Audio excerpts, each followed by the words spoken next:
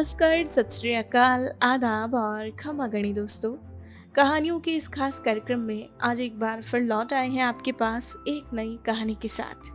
और ये कहानी है विकास जैन की सक्सेसफुल डांसिंग जर्नी के बारे में। जी हाँ, एक डांसर एंड कोरियोग्राफर विकास जैन ने आखिर किस तरह अपने हुनर को पहचाना और इसे पेशेवर रूप से आगे बढ़ाया, ये आज हम जानेंगे इनकी अपनी जुबानी।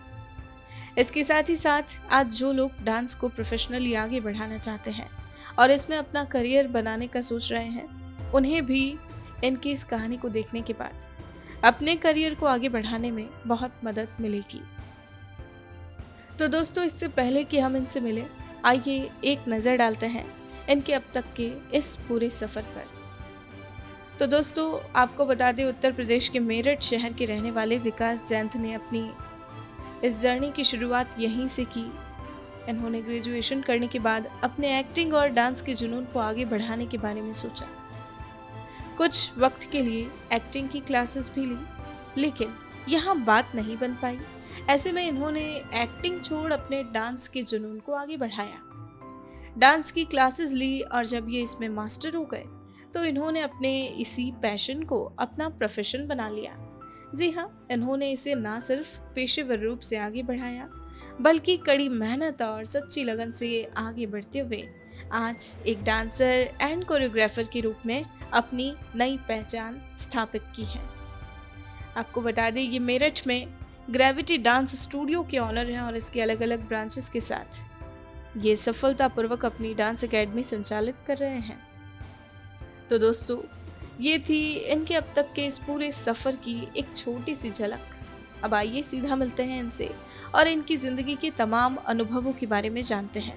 जी हाँ, चलिए सुनते हैं इनकी सफलता की ये प्रेरक कहानी, सिर्फ और सिर्फ इनकी अपनी जुबानी। मेरा नाम विकास जैन है और मैं मेरठ शहर यूपी से बिलोंग करता हूँ। बेसिकली वैसे अगर बात करें तो मैं एक गांव से बिलोंग करता था। बचपन से मैंने प्राइमरी स्कूल, आप लोगों ने सुना होगा, गांव में प्राइमरी स्कूल हुआ करते थे, उससे मैंने पढ़ाई किया। धीरे धीरे मेरा एक शौक था कि मुझे डांस, एक्टिंग, सिंगिंग, ये सब चीजों का शौक था। तो जैसे मैंने ग्रेजुएशन के अंदर शहर में आके ज्वाइन किया, तो ग्रेजुएशन के साथ साथ जब मैं शहर में निकलता था इधर उधर, तो अपने इंटरेस्ट की चीजें इंसान ढूंढता ही है। तो मेरा मन था शुरुआत में एक्टिंग करने का, और मैंने एक्टिंग के लिए क्लासेस ढूंढा या कोई मुझे ऐसा प्लेटफॉर्म मिल जाए जहां से मुझे एक्टिंग सीखना चाहिए। तो वही है कि मेरठ शहर में आके मैंने अपना काम शुरू किया। तो एक्टिंग भी किया, लेकिन मुझे एक्टिंग में कुछ समझ नहीं आया, या कह सकते हैं कि बहुत सारी चीजें ऐसी होती हैं कि करने कुछ जाते हैं और करना कुछ पड़ जाता है। तो दूसरा इंटरेस्ट मेरा डांस था, तो मैं डांस सीखने लगा, थोड़ा सा सीखा, फिर सिखाने लगा। धीरे धीरे मैं आज से एक कोरियोग्राफर हूँ और अपनी एकेडमी चला रहा हूँ। पिछले 12-15 साल से मेरठ में हूँ और मैंने जितनी भी एकेडमी खोली है सारी प्रोफेशनल लेवल पे खोली है। मेरे से पहले यहाँ मेरठ में ऐसी एकेडमी नहीं हुआ करती थी कि प्रोफेशनल लेवल पे wooden floor, mirror, music system और सिखाने का पैटर्न, टीचर्स किस तरीके से होने चाहिए, बच्चों को किस तरीके से क्या चीजें होनी चाहिए। तो जब मैंने स्टार्ट किया, उसके बाद मेरठ में थोड़ा ट्रेंड आया और कुछ कॉम्पिटिशन्स मैंने कराए। तो उससे थोड़ा सा जो पहले लोग काम कर रहे थे उनको भी लगा कि कुछ हमें अपडेट होना चाहिए। तो धीरे धीरे मार्केट में एक अच्छा उछाल आया। तो आज मेरठ में काफी सारे इंस्टीट्यूट हैं, बहुत अच्छे से रन कर रहे हैं। और बेसिकली मेरठ इतना बड़ा शहर नहीं है, तो यहाँ पे लाइक डांस को एज ए हॉबी देखा जाता है। कुछ लोग आते हैं प्रोफेशनली सीखने के लिए भी, तो हमको प्रोफेशनली ट्रेन भी करते हैं। और मेरे सिखाए हुए कुछ बच्चे आज बहुत अच्छे लेवल पे काम कर रहे हैं। दे आर अर्निंग, सो एक अच्छा अमाउंट वो अर्न कर रहे हैं। कुछ लोग इंडस्ट्री में भी जा चुके हैं जो काम कर रहे हैं। तो बेसिकली यही है कि फिलहाल मैं एक डांस कोरियोग्राफर हूँ और मेरठ में वेडिंग कोरियोग्राफी, स्कूल के जो फंक्शंस होते हैं उनकी कोरियोग्राफी, फैमिली फंक्शंस, बाकी सिखाने का हमारा काम है। हस्बैंड वाइफ है, हम दोनों ही कोरियोग्राफर हैं। तो बेसिकली मेन काम हमारा कोरियोग्राफी का ही है। इवेंट वगैरह हम लोग ऑर्गेनाइज करते हैं जैसा मेरठ में होता है। तो इंट्रोडक्शन तो बेसिकली ये मेरा है। बाकी डांस के साथ साथ मैंने कुछ और भी चीजें स्टार्ट की, जैसे कि जरूरी नहीं कि आप सिर्फ और सिर्फ एक काम से ही आगे बढ़ सकते हैं। जितने भी आप सेलिब्रिटीज देखते हैं उनका कुछ ना कुछ साइड में बिजनेस होता है, क्योंकि जितना भी आर्ट लाइन है इसके अंदर एक लिमिटेड टाइम तक आप अपने आप को एक अच्छे अमाउंट के साथ मतलब अर्निंग कर सकते हैं, फिर वो धीरे धीरे कम होती चली जाती है। तो साइड बाय साइड आपको कुछ बिजनेस स्टार्ट करने होते हैं। तो बाकी इस बारे में भी हम चर्चा करेंगे कि आगे क्या करना चाहिए।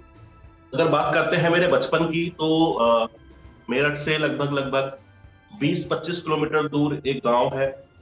गांव का नाम अख्तियारपुर है। तो मैं एक बिल्कुल ही पुअर फैमिली से बिलोंग करता था, और गांव के अंदर तो डांस वगैरह आप समझते हैं कि बिल्कुल भी कोई पसंद नहीं करता। तो शुरुआत में मैंने पढ़ाई की तो स्कूल था, प्राइमरी स्कूल गांव में, 5th क्लास तक मैंने वहां से पढ़ाई की। उसके बाद फिर एक इंग्लिश मीडियम स्कूल था, उसमें पढ़ाई की। लेकिन इंग्लिश मीडियम में बस ये समझ लो थोड़ा सा इंग्लिश हो जाता है, गांव में पूरा इंग्लिश कभी कुछ नहीं होता। तो फिर मैंने वहां से 12th पास किया। बेसिकली मेरा जो स्कूल चेंज करने का भी ट्रेंड था कि उस स्कूल में उस जमाने में आप समझते हैं गांव के क्षेत्र में 26 जनवरी 15 अगस्त ये 2-4 फंक्शंस होते हैं जिसपे वो लोग उसको ऑर्गेनाइज करते हैं। तो उस स्कूल के अंदर स्टेज बड़ा अच्छा लगाते थे वो, और डांस का एक अच्छा सा प्रोग्राम होता। तो उस स्टेज पे जाने के लिए मैंने वो स्कूल ज्वाइन किया। तो मैंने 12th अपनी वहां से पास की। उसके बाद धीरे धीरे पढ़ाई करते करते करते मेरा शौक था, तो धीरे धीरे वहां से मैंने स्कूल में ही एक टीचर थे, उन्होंने मुझे लाइक स्कूल में जब फंक्शंस होते तो उनके लिए एक्टिंग वगैरह की कुछ हमने सीखा उनसे, थोड़ा सा डांस भी उन्होंने मुझे सिखाया। प्रदीप मैत्री सर उनका नाम, मतलब मैं कह सकता हूँ कि स्टार्टिंग उन्होंने मुझे इस प्लेटफॉर्म पे दी। उसके बाद फिर मैं ग्रेजुएशन करने के लिए मेरठ शहर में आया। मेरठ कॉलेज मेरठ से मैंने बीकॉम किया, और बस बीकॉम के साथ साथ जैसे ही मैंने ग्रेजुएशन ज्वाइन किया था, मेरे घर में पैसे की शुरुआत से तंगी रही। मैंने पढ़ाई भी मतलब अपनी जो की वो अपने बलबूते पे की। कुछ गांव में मजदूरी करना, ये करना वो करना, छोटे छोटे काम कर करके मैं स्कूल की फीस जमा करता था, अपनी ट्यूशन की फीस जमा करता था। मेरठ शहर में आके जब ग्रेजुएशन किया तो मैंने छोटी छोटी जॉब करनी स्टार्ट की। उस जॉब से जो पैसा आता था उससे मैं अपनी पढ़ाई करता था। उसी पैसे से मैंने 2-3 महीने एक इंस्टीट्यूट ज्वाइन किया जहाँ पे मैंने डांस की मतलब शिक्षा ली, पढ़ाई करी, और वहां से 3-4 महीने के ही मेरे पे पास पैसे थे। उसके बाद मेरे पास पैसे भी नहीं थे, तो उन्होंने मुझे वहां एज ए इंस्ट्रक्टर रख लिया, क्योंकि मैंने बड़ी मेहनत से सीखा था। उनको लगा कि हाँ ये सिखा सकता है, तो मैंने वहां एज ए ट्रेनर भी काम किया। तो फिर धीरे धीरे धीरे बस इस फील्ड में आ गया। अब फिलहाल मैं मेरठ में रहता हूँ। अभी गाँव तो छोड़ दिया है, बस मेरठ में रहता हूँ। बेसिकली जब आप किसी भी फील्ड में जाते हैं तो आप किसी ना किसी को देख के आगे बढ़ते हैं। जैसा उसने किया वैसा करने की कोशिश करते हैं। तो इट मीन्स आपके पास अगर आपने चूज कर लिया है कि आपको इस फील्ड में जाना है, तो आपका एक रोल मॉडल भी ऑटोमेटिकली तैयार हो जाता है। बट सर अगर मैं बेसिकली अपनी बात करूं तो मैं बहुत उलझा हुआ था, क्योंकि गांव से बिलोंग करते थे। स्कूल मैंने टॉप किया अपना, तो पढ़ाई अच्छी थी मेरी। उसके बाद गांव में होता है सरकारी जॉब के लिए तैयारी करो। मेरा जितने भी फ्रेंड सर्कल था वो सब गवर्नमेंट जॉब के लिए तैयारी कर रहे थे। दिल्ली पुलिस में जाना है, एयरफोर्स में जाना है, नेवी में जाना है, यहाँ जाना है, वहां जाना है। तो सबसे पहले तो कंफ्यूजन वहां था कि घर वालों के जो सपने हैं उनको थोड़ा सा देखा जाए। तो मैं पढ़ाई कर रहा हूँ, तो वहां कोई रोल मॉडल नहीं ढूंढ पाया, क्योंकि उसमें मेरा कोई इंटरेस्ट नहीं था जॉब वगैरह में। फिर भी मैंने दिल्ली पुलिस का टेस्ट निकाला, बाकी किस्मत में नहीं थी जॉब मेरे, तो जॉब से हट जाते हैं। फिर उसके बाद मेरे को एक्टिंग करना था। मैंने उस जमाने में देहाती मूवीज हमारी चलती थी यूपी वगैरह में, देहाती मूवी, तो उसमें मैंने काम किया। 3-4 मूवीज मैंने की, बल्कि एक मूवी के अंदर कुछ फाइनेंस करके उसको मैंने एज ए डायरेक्शन भी देखा और पूरा प्रोडक्शन भी देखा। लेकिन वहां मुझे एक्टिंग में एक चीज समझ में आ गई कि विकास यहाँ पे आप एक जल्दी से अर्निंग नहीं कर सकते, और मुझे सबसे जरूरत थी पैसे की। आगे बढ़ने के लिए पैसा चाहिए। अगर आपके पास पैसा नहीं तो आपका करियर जीरो है। रोल मॉडल कुछ नहीं कर सकता, आपका कोई कुछ नहीं कर सकता। If you don't have money you can't go anywhere. तो एक्टिंग में देखा यार पैसा नहीं है, कोई पैसा नहीं देता, सब उल्टा सब पैसा मांगते थे उस टाइम। अरे मेरे मूवी में काम करना 10,000 रुपए, यहाँ पे काम करना है 10,000 रुपए, तो सब जगह पैसा चाहिए होता था। फिर मेरे को एक इंस्टीट्यूट था जहां मैं पहुंचा, वहां पे एक सर थे। मैंने उनसे कहा जी मैं मतलब वो एक ऑर्केस्ट्रा पार्टी थी एक्चुअली, तो मैं उनके पास गया, जी मुझे आपके साथ जुड़ना है। उन्होंने कहा बेटा आप गाना गा सकते हो? हाँ मैं गा सकता हूँ। तो मैंने उनको, जब सब लोग नॉर्मली स्टार्टिंग करते हैं तो किशोर कुमार से स्टार्ट करते हैं, मोहम्मद रफी साहब से स्टार्ट करते हैं, तो मैंने भी किशोर कुमार साहब का उनको गाना सुना दिया। उन्होंने कहा आवाज अच्छी है, सब कुछ अच्छा है, बट ये नहीं चलता आज के डेट में। मैंने कहा सर सब तो यही सुनते हैं, हम भी यही सुनते हैं। कह रहे नहीं नहीं, ये नॉर्मली क्या है कि ये सुनने में अच्छा लगता है, लेकिन अगर जो काम हमारा है, हमें चाहिए तड़कता भड़कता है, लोगों को डांस करवाने वाला सिस्टम है, तो ऐसा कुछ गाना गाएं। तो हमने सोनू निगम साहब सुना दी। फिर उन्होंने कहा कि नहीं ठीक है Vikas, but you have to learn कैसे गाया जाता है, म्यूजिक के साथ कैसे होगा। मैंने कहा जी वो तो ठीक है, मैं सीख लूंगा। कह रहे हमारे पास सिखाने का टाइम नहीं है। मैंने कहा सर मैं फिर कैसे जुड़ूंगा आपके साथ। उन्होंने कहा और क्या कर सकते हो। मैंने कहा जी डांस का मुझे शौक है, आप डांस में मुझे। तो उन्होंने मुझे एक कोरियोग्राफर का नंबर दिया जो उनके साथ कोरियोग्राफर थे। तो उनसे मैं पहली बार मिला और देखते ही मुझे मतलब समझ लो कि लगा यार इसके जैसा बनना है। बंदे के अंदर एटीट्यूड था, स्टाइल था, बात करने का स्टाइल, सब कुछ। तो मतलब एक तरीके से रोल मॉडल मैंने उनको मान लिया कि बस ऐसा बनना है। और उनकी एक एक बात को मैंने जैसे उन्होंने बोल दिया उसको बिल्कुल करने की बिल्कुल सत्य मान लिया कि यही हो सकता है, जैसे सर कह रहे हैं ऐसे ही होगा। और मैंने उनको बिल्कुल एज ए उनको अगर उन्होंने कुछ किया तो उसको बिल्कुल कॉपी किया। मैं सब कुछ वैसा सीखा जैसा उन्होंने किया। करते करते करते करते एक टाइम ऐसा भी आया, क्योंकि देखो हर किसी की लाइफ दो तरीके से चलती है। एक उसका वो वाला पहलू होता है जो सब लोग देखते हैं, एक पहलू वो होता है जो किसी कोई भी नहीं देखता। और हर किसी के अंदर नेगेटिविटी भी है, पॉजिटिविटी भी है। एक उसका अच्छा वक्त है, एक उसका बुरा वक्त है। तो हमने सीखा डांस वांस, हमें लगा यार इसमें भी कुछ नहीं हो पा रहा है अपना, क्योंकि वहां पे भी यही था कि सिर्फ हमसे काम कराया जा रहा था, कोई पैसा दे नहीं रहा था। और एक जरूरत थी हमारी कि हमें घर के लिए कुछ करना है, बिकॉज हम लोग घर में पड़े थे।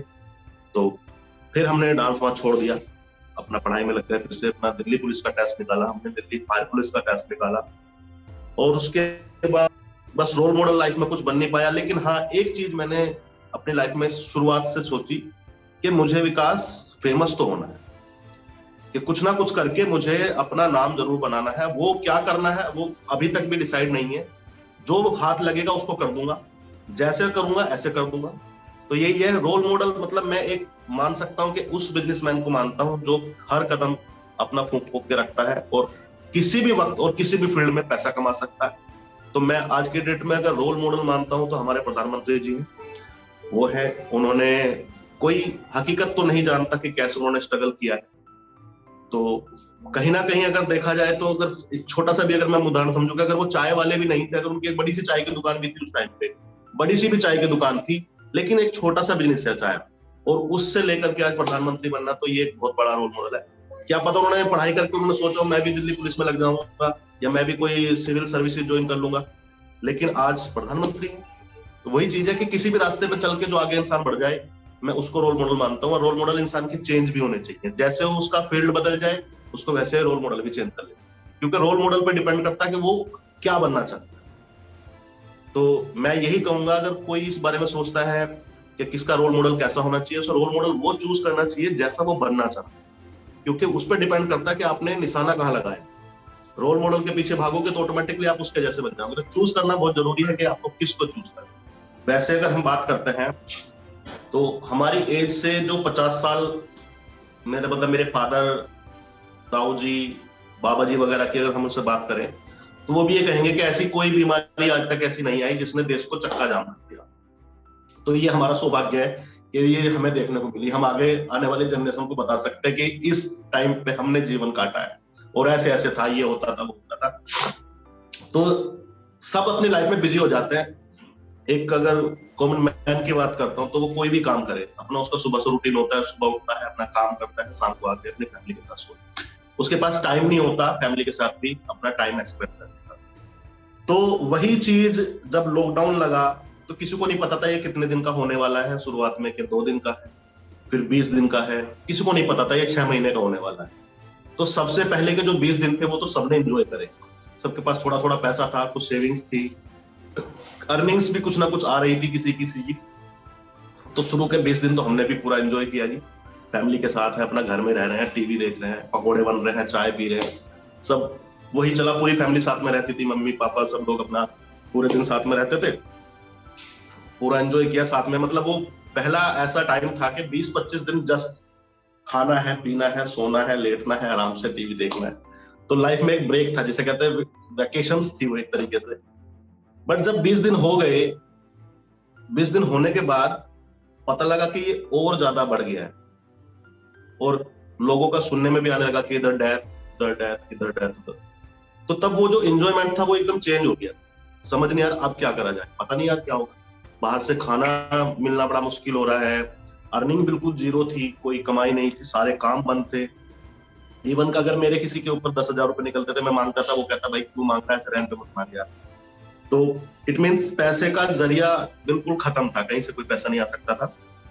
तो फिर एक कहते प्रयास करना बहुत जरूरी था। तो हमने सोचा कि कुछ ना कुछ तो करा जाए, घर में लेटे लेटे तो बहुत बोर हो जाएगा, ऐसे नहीं काम चलेगा। तो कुछ ऑनलाइन सोर्सेज हमने देखे कैसे हम काम कर सकते हैं। तो ये समझ लीजिए, देखा जाए तो ये लॉकडाउन भारत के लिए एक उपहार भी है, क्योंकि लोगों ने वो चीज सीख ली जो वो अगर वैसे चलता रहता तब नहीं सीखते कभी। तो ये चीज हम पहले नहीं सोच सकते, आपको या तो मेरे पास आना था या मुझे आपके पास आना था। तो ये एक वरदान समझ लो कि उस लॉकडाउन ने लोगों को कुछ करने के लिए, नया कुछ करने के लिए प्रेरित किया, और इससे बहुत सारी चीजें चेंज हो गई हैं लाइफ में, कि दुनिया छोटी सी हो गई है। आज जिन लोगों को, मैं मेरठ में रहता था, मैं मेरठ वाले लोगों को सिखा सकता था, कोई कहीं भी रहता था वो वहीं पे काम कर सकता था। लेकिन आज की डेट में मेरठ में रह के मैं ऑस्ट्रेलिया के बच्चों को सिखा सकता हूँ, और मैं यहां से रह के मैं ऑस्ट्रेलिया के टीचर से कुछ भी पढ़ाई कर सकता हूँ।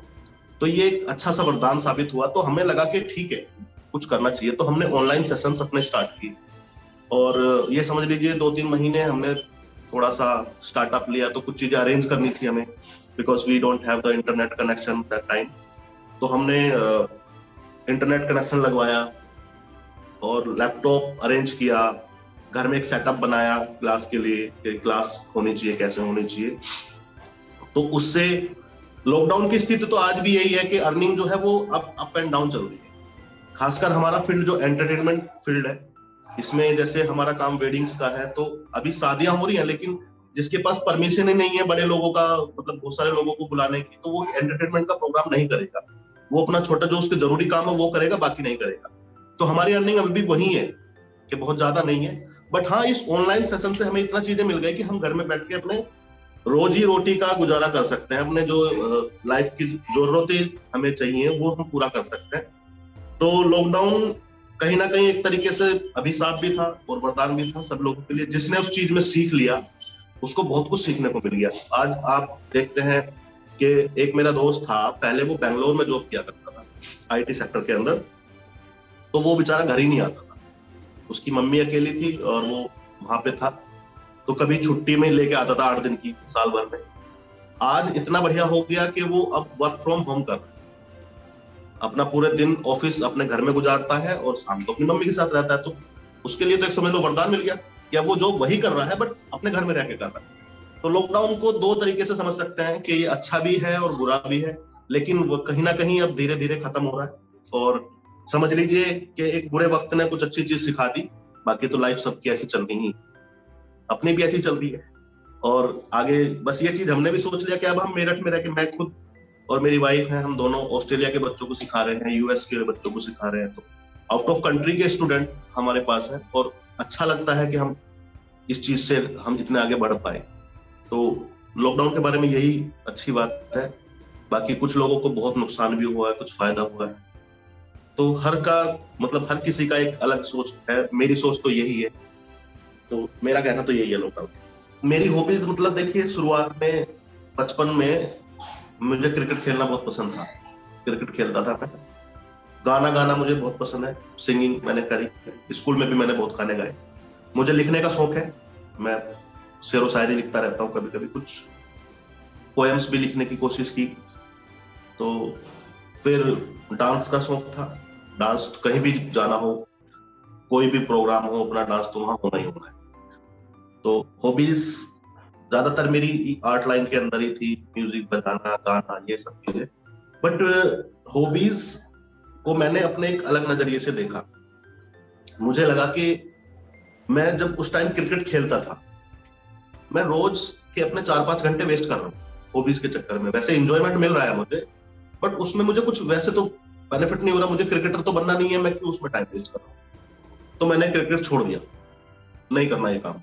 मुझे वो काम, वो हॉबी, वो काम करनी है, उसी हॉबी को करना है जिससे मुझे आगे बढ़ना है। तो फिर मैंने सिंगिंग, तो अभी ये है बाथरूम सिंगर है, अपना गाते हैं। वैसे भी कभी मन करता है तो गाते हैं, तो उसमें मेरा कुछ खर्च नहीं हो रहा, काम करते करते गा रहे हैं, तो वो हॉबी है, ठीक है, उसमें मेरा कोई लॉस नहीं है। और डांस है, डांस अपनी हॉबी थी, उसको मैंने प्रोफेशन बना लिया। अब मैं कहीं, पहले वो मजे के लिए डांस करता था, अब मैं पैसे के लिए और मजे के लिए दोनों के लिए डांस कर रहा हूँ। तो हॉबीज तो वही है कि अपना जो प्रोफेशन है वही मेरी हॉबी है। बाकी रही बात कि जो फ्री टाइम होता है, ये काम सबसे अच्छा इसलिए है कि आप कोई भी काम करें, आप सपोज करो जॉब करते हैं या कोई बिजनेस भी करते हैं, अगर आपने कोई दुकान खोल ली तो आपको सुबह 7 बजे दुकान खोलनी पड़ेगी, रात को 9 बजे बंद करनी पड़ेगी, तो आपके पास टाइम जीरो।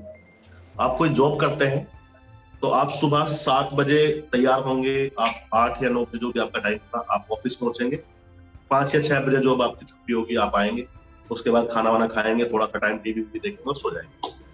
तो वहां भी एक मस्त टाइम थोड़ा सा कम ही रहता है। मेरी इस काम में मुझे सबसे अच्छी बात यह है कि मैं बाउंड नहीं हूँ कहीं पे। मेरे को अभी क्लास जाना है, 2 घंटे की क्लास है, क्लास लेके मैं मुझे फिर अपने घर आना है, तो सुबह का नाश्ता भी मुझे अपनी फैमिली के साथ करना है, लंच भी अपनी फैमिली के साथ करना है, डिनर भी अपनी फैमिली के साथ करना है, तो यहाँ टाइम अच्छा है, इसलिए मुझे काम सबसे अच्छा।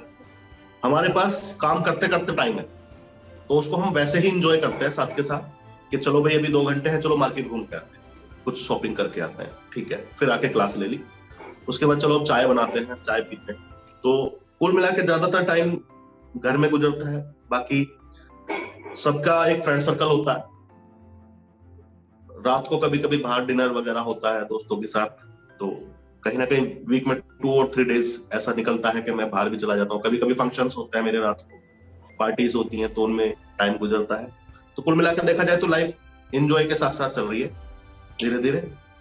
तो टाइम तो एंजॉयमेंट यही है। बाकी डांस क्लास है, डांस क्लास हमारी हम लोग लेते हैं, वहां जाके एंजॉय करते हैं अपने बच्चों के साथ, स्टूडेंट है हमारे, तो उनकी साथ क्लास होती है, वहां पे भी कभी कभी अपना छोटी छोटी पार्टीज, किसी का बर्थडे पार्टी हो जाता है, किसी का कुछ हो जाता है। तो यानी कि लाइफ को मेमोरेबल बनाने के लिए आपको जो आपके पास छोटा छोटा टाइम है उसको एक सही तरीके से गुजारा जाए, तो वो आपकी यादें बन जाती हैं, और यादों के सहारे पूरा जीवन अच्छा करता है, खासकर बुढ़ापा तो अच्छा करता ही करता है। तो मेरा तो मानना यही है कि जितना भी आपके पास टाइम है, मैं ये नहीं कहूंगा कि प्रोफेशन कोई भी कर, भाई हर चीज का अलग मजा है। किसी को अगर सपोज करो कि किसी को जॉब भी करनी थी तो वो जॉब कर रहा है, पर उसमें भी उसको मजा आ रहा है। तो वही है कि जिस भी चीज को आप कर रहे हैं उसके साथ आपके पास अगर 10 मिनट भी है, तो पैसा कमाना एक अलग जरूरत है, लेकिन आपके पास जो फ्री टाइम उसको अच्छे से गुजारना आपकी बहुत बड़ी जरूरत है, क्योंकि उसको आप अच्छे से गुजारोगे तो कहोगे कि मैंने जीवन में कुछ किया है, नहीं तो कहोगे कुछ नहीं किया यार, खाते कमाते कर। तो मानना यही है कि जो भी छोटा छोटा टाइम है उसको अच्छे से गुजारें, उसको कुछ मेमोरेबल बनाएं, उसमें कुछ यादें हो आपकी, किसी अच्छे लोग, किसी अच्छे पर्सन से मिले, अपने दोस्तों से मिले, उनके साथ कुछ अच्छा टाइम गुजारे। जब आप बूढ़े हो जाएंगे तो फिर आप सोच के बैठेंगे कि यार यार ये टाइम भी हमने गुजारा, पुराने फोटो देख देख के। तो वही चीज है कि जो भी छोटा सा टाइम आपकी लाइफ में मिलता है उसको अच्छे से आप एक्सपेक्ट करें। मैं भी वही कर रहा हूँ, सबको यही करना चाहिए जो लोग इस फील्ड में आना चाहते हैं। मैं सिर्फ डांस फील्ड की बात नहीं करूंगा, मैं एक परफॉर्मिंग फील्ड जिसमें एक्टिंग, सिंगिंग, डांसिंग और जितना भी म्यूजिशियन लाइन है, ये सब चीजें एक ही चीज से चलती हैं, एक ही तरीके से चलती हैं। तो जो लोग इस फील्ड में आना चाहते हैं उनके लिए मैं सबसे पहले बिल्कुल शुरुआत से शुरू करता हूँ, करना क्या चाहिए, कैसे करना चाहिए। देखिए सबसे जरूरत क्या होती है, मैं अपने भी स्टूडेंट आते हैं मेरे पास, तो क्या है, पढ़ाई में मन नहीं है उनका, स्कूल छोड़ रखा है, नहीं जाना स्कूल और अपना डांस के चक्कर में पागल हो गए। तो उनके लिए मेरा सजेशन ये है कि सबसे पहले भाई अपनी पढ़ाई कीजिए। बिना पढ़ाई के आप कुछ भी नहीं कर सकते, हर फील्ड में आपको पढ़ाई की जरूरत है। क्या कहेंगे डांस में जरूरत नहीं है, नहीं भाई, डांस के अंदर भी आपको जरूरत है। आज के डेट में डांस की पढ़ाई है। अगर आप पढ़े लिखे होंगे, अच्छे से आप किसी को बात कर सकते हैं, अगर आपने पढ़ाई नहीं की तो आप अच्छे से नहीं बात कर सकते किसी से, आप इंग्लिश नहीं बोल सकते, आप किसी से अच्छे से कम्युनिकेट नहीं कर सकते, आप पढ़ाई नहीं कर सकते, आप ऑनलाइन आपको कुछ पढ़ना है वो नहीं पढ़ सकते। आपके अंदर पढ़ाई होना बहुत जरूरी है, आपने अच्छे से पढ़ा होना जरूरी है, कम से कम ग्रेजुएशन करना जरूरी है। अगर आप ग्रेजुएशन कर लेते हैं तो इस फील्ड में आने के लिए आपके पास सारी संभावना है। सपोज करो एक बच्चा तो वो है जिसने पढ़ाई नहीं करी, डांस उसने बहुत अच्छा कर लिया, बहुत अच्छा कर लिया। तो एक बच्चा वो है जिसने पढ़ाई की है और साथ में उसने डांस भी किया, वो 50-50 में आ गया। लेकिन उस 50-50 वाले को किसी भी प्राइवेट स्कूल के अंदर जॉब मिल जाएगी, लेकिन जो 100% डांस में ना उसको जॉब नहीं मिलेगी। इट मीन्स वो अपने स्किल्स को यूज नहीं कर सकता बिना पढ़ाई। तो सबसे जरूरत यह है कि सबसे पहले तो भाई आप पढ़ाई पूरी करें, उसके साथ साथ आप इसको चलते रहें, कोई दिक्कत नहीं, आपको एक्टिंग करनी है एक्टिंग करते रहें, डांसिंग करनी है डांसिंग सीखते रहें। और जब आपकी ग्रेजुएशन हो जाए तब आपको पूरा का पूरा फोकस रखना चाहिए कि अब मुझे एक्टर बनना है, सिंगर बनना है, कुछ भी बनना है। तो सबसे पहले उसको अपने ग्रेजुएशन कंप्लीट करनी है। सेकंड थिंग, अब उसको ये देखना है कि मुझे बेसिकली करना क्या है। जैसे मैं था कि मुझे डांसिंग भी करनी थी, एक्टिंग भी करनी, सिंगिंग, तो कहीं ना कहीं 2-3 पैशन हर किसी में होते हैं। तो उसे ये देखना चाहिए कि किस चीज में वो जल्दी से आके निकल सकता है, उसके पास सोर्सेज क्या है। अब सपोज करो घर में तो सब डॉक्टर हैं, और मैं अगर डॉक्टर बनना चाहूं तो मेरे पास सोर्सेज बहुत सारे हैं, मेरे पेरेंट मुझे आगे बढ़ा देंगे, उनके उस हर चीज की नॉलेज है, मुझे हर चीज की नॉलेज दे देंगे।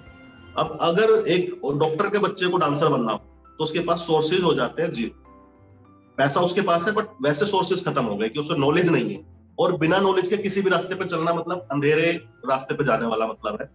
तो उसको ये भी देखना चाहिए कि आपके पास सोर्सेज कितने सारे हैं और आप कितने बना सकते हो। तो मेन चीज यही है कि अगर सपोज करो उसे डांस फील्ड में आना है तो उसके शुरुआत उसने कैसे की, उसके टीचर्स कैसे थे, उसने कैसी जगह सीखा है, ये चीजें बहुत मायने रखते हैं। क्योंकि कभी कभी क्या होता है कि जो बस सिर्फ सीख साख के टाइम वेस्ट करके घर में बैठ जाते हैं, बहुत सारे स्टूडेंट होते हैं, मैंने देखे हैं इस फील्ड के अंदर बहुत सारे लोग जो 20-22 साल तक डांस के चक्कर में लगे रहते हैं, लेकिन जब तक वो सिंगल रहते हैं जब तक तो अपना खर्चा निकाल लेते हैं, लेकिन जब वो शादी हो जाती है उनकी, फिर उनके पास पैसा इतना नहीं होता कि घर चला सके, तो फिर उनको अपना फील्ड चेंज करना पड़ता है, वो फिर कुछ ना कुछ अलग ही बन जाता है। तो ऐसा नहीं करना है, हर चीज को प्लान रूप से चलना चाहिए आपको। जो भी आपको करना है शुरुआत से समझ के चले। अगर आपको, मैं डांस फील्ड में हूं तो मैं डांस फील्ड के बारे में बताना चाहूंगा। आपने ग्रेजुएशन की, उसके साथ साथ पढ़ाई करी। आज की डेट में तो स्कूल में भी सिखाया जाता है, स्कूल में भी एक टीचर्स होते हैं, आपके पास कोरियोग्राफर भी होते हैं, म्यूजिक टीचर भी होते हैं, और एक्टिंग भी सिखाई जाती है कुछ स्कूलों में। तो स्कूल से आपने सीखना स्टार्ट कर दिया, जब आपने ग्रेजुएशन किया तो आपने किसी अच्छे टीचर के अंडर, किसी अच्छे कोरियोग्राफर के अंडर में अपनी ट्रेनिंग लेनी है 1 से 1.5 साल। उसके बाद आपको ये देखना है कि आपको कैसे शुरुआत करनी है।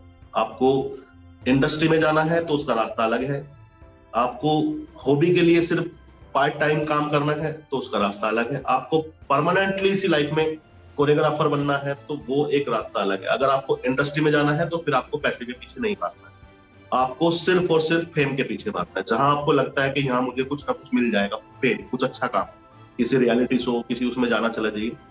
तो बहुत सारे जो आज आप देखते हैं रियलिटी शो, जैसे डांस प्लस हो गया, पहले डीआईपी आता था, उससे पहले कुकी वुकी आता था, तो वहां पे जब आप परफॉर्मर बनते हैं तो कुछ नहीं मिलता है। जब आप परफॉर्म वहां पे करते हैं तो कुछ भी नहीं मिलता। जब टॉप 20 में आप आ जाते हैं तब आपके पास पैसा आना शुरू होता है, उससे पहले आपको सिर्फ फेम मिल रहा होता है। लेकिन वो जब आपके पास फेम इकट्ठा हो गया, आप एक परिचित इंसान हो गए, तो फिर आपके पास पैसा ही पैसा है। तो एक रास्ता वो है कि वहां जाके आपको पैसा मिलेगा, तो उस रास्ते पे थोड़ा सा रास्ता लंबा है, उसके लिए आपको बहुत कठिन परिश्रम करना है, आगे बढ़ना है, मेहनत करना है और एक सही रास्ता चूज करना है, तो वहां जाके पैसा है। अगर आपको नॉर्मली है कि नहीं अभी मुझे थोड़ा सा पैसा भी मिलता रहे, मैं करता रहूं, तो फिर आपको ग्रेजुएशन के बाद कोई पार्ट टाइम इंस्टीट्यूट, जैसे मेरे इंस्टीट्यूट में आते हैं बच्चे, वो सिखाते हैं, उनको अर्निंग होती है, स्कूल ज्वाइन कर लेते हैं। मैं स्कूल में भी 12-15-20 हजार रुपए तक की सैलरी आराम से मिल जाती है छोटे शहर में। तो उसके साथ साथ आप पढ़ाई भी कर सकते हैं, आपने पैसा भी कमाना शुरू कर दिया। आपने सपोज करो ग्रेजुएशन के साथ साथ आपने किसी स्कूल में 1 साल नौकरी की, 1 साल की नौकरी में आपने इतना पैसा इकट्ठा कर चुके होंगे आप कि आप मुंबई शहर में जाके किसी अच्छे कोरियोग्राफर के अंडर में ट्रेनिंग लेके उसी के साथ अपना करियर स्टार्ट कर सकते हैं। तो रास्ता बनाना आपके हाथ में, आपको कैसे बनाना है, मेन चीज ये है। तो आने वाली जो जनरेशन है उसके लिए मेरा सजेशन यही रहेगा कि देखो, जाना तो सबको है, लेकिन कुछ लोग ही पहुंच पाते हैं। उनका रीजन ये होता है कि उन्होंने सही तरीके से अपने रास्ते को प्लान नहीं किया है कि जाना कैसे। तो कहीं ना कहीं वो फिर दोष देते हैं कि मेरी फैमिली के पास पैसा नहीं था, मेरे को टाइम नहीं मिल पाया, मेरी जॉब लग गई, मेरा ये हो गया, मेरा वो हो गया। तो वो जो चीजें हैं वो सिर्फ एक बाद में समझ लो एक तरीके से बहाना है। बाकी अगर आप चाहे कि आपको वहां जाना है तो आप पहुंच सकते हैं, आपका रास्ता सही होना चाहिए। तो रास्ता सही चूज करो, अच्छे टीचर समझो, जो आपको सही रास्ता दिखाए वही टीचर है, गलत रास्ता दिखाने वाले कभी टीचर नहीं हुआ करते। तो मेरा मानना यही है कि आपको हर चीज सोच समझ के चूज करनी है। आपका जो सिलेक्शन है वही आपको आगे पहुंचाने वाला है, वही आप डिपेंड करता है कि आप क्या बनेंगे, आप कामयाब होंगे या फेल हो जाएंगे। तो मेरा मानना यही है कि जनरेशन जो आगे आने वाली है उसके लिए एक सिलेक्शन जो होता है वो बहुत सोच समझ के करना चाहिए। जब आप किसी भी लाइन पे आगे चलते हैं तो जैसे रोड पे चलते हुए माइलस्टोन आते हैं, ऐसे ही करियर के अंदर भी माइलस्टोन आते हैं, वो आपको नोटिस कराते हैं कि आप कहां तक पहुंचे। तो माइलस्टोन हमारे लाइफ में कैसे होते हैं, आपके फ्रेंड्स, आपकी फैमिली, आपकी लाइफ में आने वाले जो लोग होते हैं वो माइलस्टोन हो सकते हैं, और आपको चूज करना है कि किस माइलस्टोन के साथ आपको ब्रेक लेना है, उसके लिए यादें बनानी है, उसके आगे बढ़ना है। तो आपकी लाइफ में किसी ना किसी इंसान का हाथ बहुत जरूरी है होना। किसी के फादर होते हैं कि वो बहुत ज्यादा सपोर्टिव होते हैं, तो कहते हैं जी मेरे फादर का, किसी के मम्मी सपोर्टिव होती है, किसी के फ्रेंड होते हैं। तो मेरी लाइफ में भी ऐसा कुछ है। अगर मैं शुरुआती दौर की बात करूं तो मेरी फैमिली के पास पैसा नहीं था, बट दे वर सपोर्टिव। उन्होंने मुझे रोका नहीं किसी चीज के लिए। पैसा नहीं था, उन्होंने जितना उनसे हुआ उन्होंने दिया। तो एक उनकी सपोर्ट ये रही कि उन्होंने मुझे कुछ भी गलत करना या सही करने के लिए नहीं रोका। उन्होंने कहा तेरी लाइफ में जैसे करना है तेरे अच्छे से करो, बट कुछ गलत मत करो। उसके बाद धीरे धीरे मैं आगे बढ़ा। कुछ दोस्त ऐसे होते हैं जो गलत कर देते हैं आपके साथ, और कुछ अच्छे होते हैं जो अच्छा कर देते हैं। तो जो अच्छा कर देते हैं चलो उनको एक बार आप भूलो या मत भूलो, लेकिन कुछ लोग ऐसे होते हैं जो आपके साथ कुछ करके आपको कुछ अच्छा करने के लिए प्रेरित कर जाते हैं। तो कुछ लोग मेरी लाइफ में भी ऐसा है जिन्होंने ऐसी कुछ बातें मुझसे कह दी, और मैं बस उस बात को साबित करने के लिए आगे बढ़ गया। यानी कि आदमी ना कभी कभी अपनी ईगो में भी बहुत कुछ अच्छा कर जाता है। तो कहीं ना कहीं मैं उनको भी थैंक्स कहूंगा कि भाई उन्होंने मेरे साथ ऐसा किया तो शायद मैं आगे बढ़ गया। लेकिन सबसे जरूरी चीज क्या है, देखिए मम्मी पापा अलग होते हैं, कहीं ना कहीं एक साथ उनका भी साथ छूट जाता है। दोस्त होते हैं उनका भी साथ छूट जाता है, टीचर्स होते हैं उनका भी साथ छूट जाता है। लाइफ टाइम आप जिसके साथ रहते हैं तो वो होता है आपका लाइफ पार्टनर। और वो अगर आपको अच्छा मिले, वो आपको सपोर्ट करे, तो आप किसी भी फील्ड में कामयाब हो सकते हैं। तो मैं जब इस फील्ड में रहा उस टाइम तक जो भी कर रहा था, जैसे भी कर रहा था, मेरी लाइफ में मेरी वाइफ आई, मतलब हम लोग रिलेशनशिप में आए। उनके आने के बाद मुझे बहुत कुछ अपनी लाइफ में चेंज करने के लिए लगा कि मुझे ऐसे करना चाहिए, वैसे करना चाहिए। फिर हमारी शादी हुई, और आज भी वो मुझे इतना सपोर्ट करती हैं कि अगर मैं आज कुछ नया करने की कोशिश करता हूँ, क्योंकि अगर सपोज करो वो मेरी हेल्पिंग हैंड ना होती, मेरे को समझने वाली ना होती, तो कहीं ना कहीं कुछ ना कुछ मैं पीछे ही रह जाता।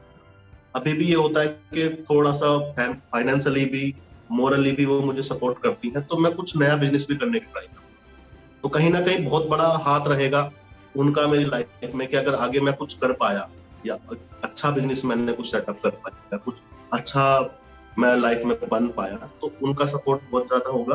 तो ये मैं कहना चाहूंगा कि जैसे कहते हैं ना कि हर कामयाब आदमी के पीछे एक औरत का हाथ होता है, तो ये बात हकीकत है कि आपकी लाइफ में एक जो लाइफ पार्टनर आती है, अगर वो आपको अच्छी मिल जाए तो आपको कामयाब होने से शायद कोई भी नहीं रोक पाए।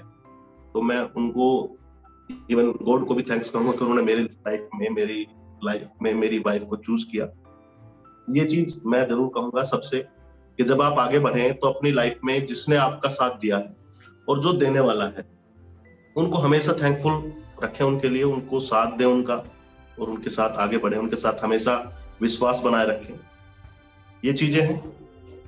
बाकी जब आपके पेरेंट आपको सपोर्ट करते हैं तो उनको भी, आपको जरूरी है कि अपने पेरेंट को एक, क्या कहते हैं, जब किसी बच्चे का नाम ऊपर होता है तो बाप का जो सीना होता है गर्व से चौड़ा हो जाता है। वैसे उनको मिलता कुछ नहीं है, बट एक खुशी मिलती है, और खुशी आपके जितने भी जानने वाले होते हैं सबको मिलती है। अगर आप मेरे फ्रेंड हैं और मैं कुछ बन जाऊं तो आप कहोगे मेरा दोस्त है ना। तो आप अगर कुछ अच्छा करते हैं तो जो प्रॉफिट आपको होता है, उससे जो खुशियां बढ़ती हैं वो बहुत लोगों को मिलती है। और मेरा मानना यही है कि अगर किसी भी तरीके से आप किसी को खुशी दे सकते हो तो भाई खुशी तो बांटने से मिलती है, तो खुशियां तो भाई बांटो सब। चाहे किसी भी तरीके से खुशी दे सके आप। तो गाइस देखिए, वैसे तो एक छोटे से इंटरव्यू के अंदर आप किसी की लाइफ के बारे में बहुत कुछ नहीं जान सकते।